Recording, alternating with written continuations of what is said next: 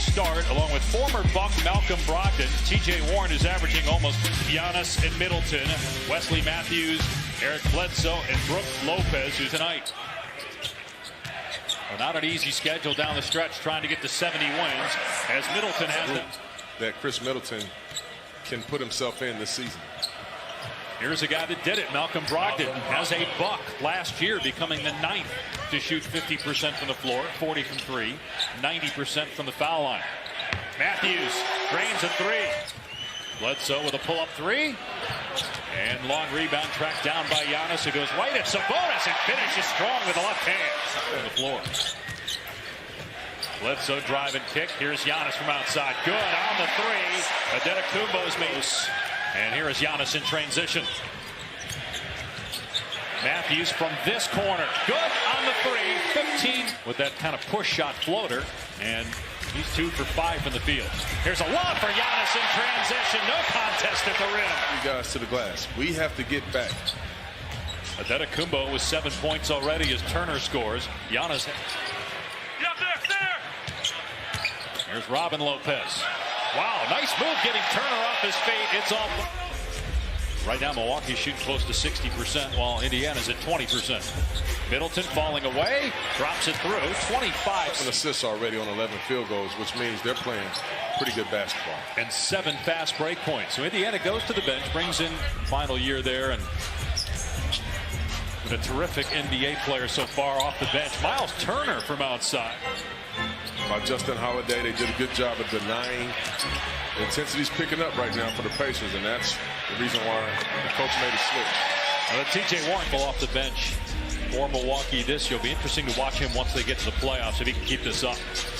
Lopez, nice pass. Marvin Williams with the finish inside. You talked about the execution offensively for Milwaukee. 9 assists on 13 baskets. DiVincenzo with another. You're going to drop back in that pretty much zone defense. You're going to give up the 3-point shots. I mean, look at 2 contests on Doug Gunner. Whoa, DiVincenzo got way up to block the 3-point shot, and then he lays it in on the other end. As I actually can't say I played, I was on the team, but his younger years, and I understand his, I understand not winning. I mean, LeBron's been great, but he won MVP last year. The odds say he's going to win it this year, and the numbers are even. Yeah, they're starting to get some deflections and create some turnovers, which allows them to get down and make shots like that.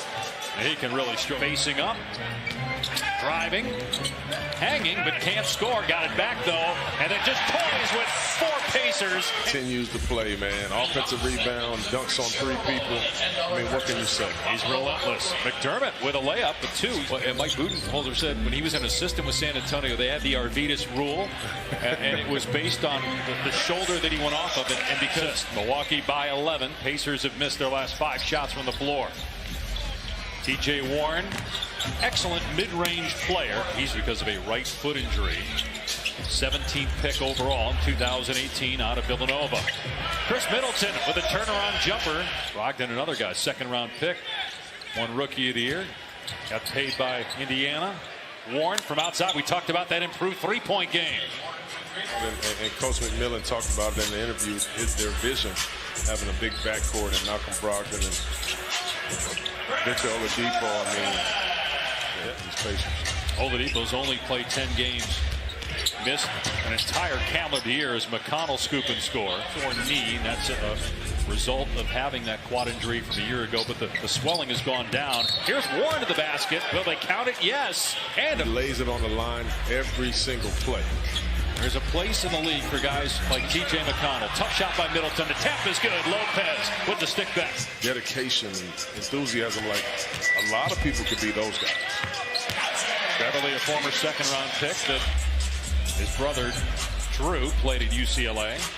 And then his other brother Justin played at Washington, but now he's a teammate. Well, team does not just them in Memphis, that's the other thing. And New Orleans has a much easier schedule, but you got San Antonio, Portland, Sacramento's coming out. Giannis banks it in. Yeah, but it's not. I just would like to see some good theater, man. I would like to see Zion play against the Lakers in the 1st round. That'd just be a lot of good TV.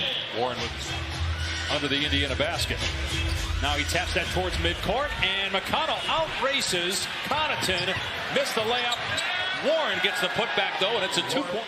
Is that a foul? It didn't look like it right there, but they called it. McConnell scores again. What a game he's had. A little bit. They're starting to get to their second and third option on plays and not forcing quick shots against a very good defense. Lopez on the scoreboard. Giannis gets his that hit by Brook Lopez. He's got 83s on the year, made over 180 last year. Sabonis with the long two.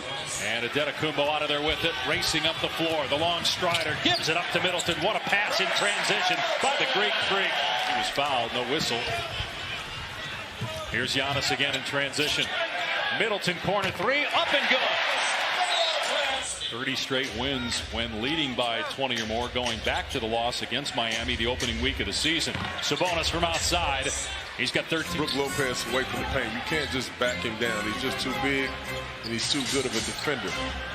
He was noticeably frustrated as Adetokounmpo drills a three for the Pacers. Empty possession there.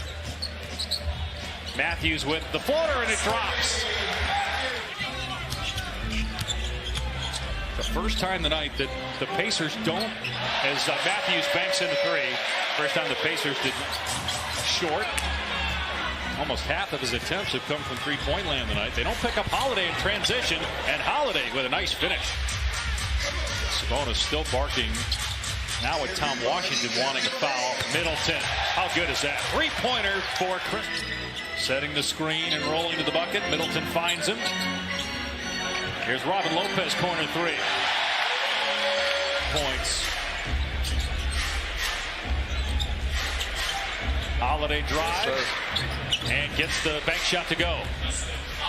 Bad possession there by Indy. And Holiday with the tip to himself and the stuff on the other end. Timeout. 4 seconds to go in the quarter. Batatse's jumper is there. And it's a 10-point Middleton with 18 points, 8 rebounds. This is where they like Middleton to be right there in an isolation situation. Indiana in the middle of a 5-game road trip. They go to Chicago next, then Dallas. There's McDermott on the drive. Some of his explosiveness, too. Here's Bledsoe from outside. Good on the three, and all of a sudden. More when the game's more free-flowing, because he said he's had to make a lot of adjustments this season, a lot of compromises this year. About it is when the entire league is going small, tied them up again. When the entire league is going small, they went big. They're starting to around. You were talking earlier about when you were on the Clippers with Eric Bledsoe, and you said when you train young guys, but you don't just train young guys, you work with some veteran offense carried over. Is that fair to the defensive side? Yes. You know, sometimes, a lot of players, that just kind of happens. In particular, nice shot right. Sterling Brown with the rebound. Largest lead of the night for Milwaukee at 24. Adetokounmpo step through, score against Turner. He's up for the reigning MVP. Brown with the pick. Here's Giannis. Here comes Aisha. We have another brother still in high school here in Milwaukee, actually. Tatse gets it to go.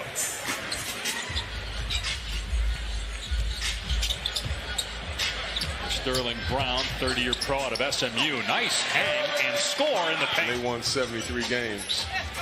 If they had won a championship or won 73 games, they would say won a championship. Right? So twice, the 2-0 against the Raptors. They've split so far with the Celtics. Batatse in the paint, drops it in.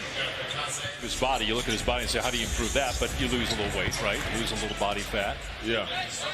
Get in better shape. Dallas up next here on ESPN. Next time we'll see the Bucks will be at the Lakers on Friday in a matchup of the top 2 teams in the NBA in terms of records. The Lakers at 47-13.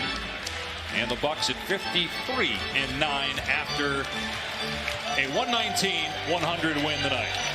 It's the 15th game this season where the Bucks go wire to wire without trailing. And the march to possibly 70 wins.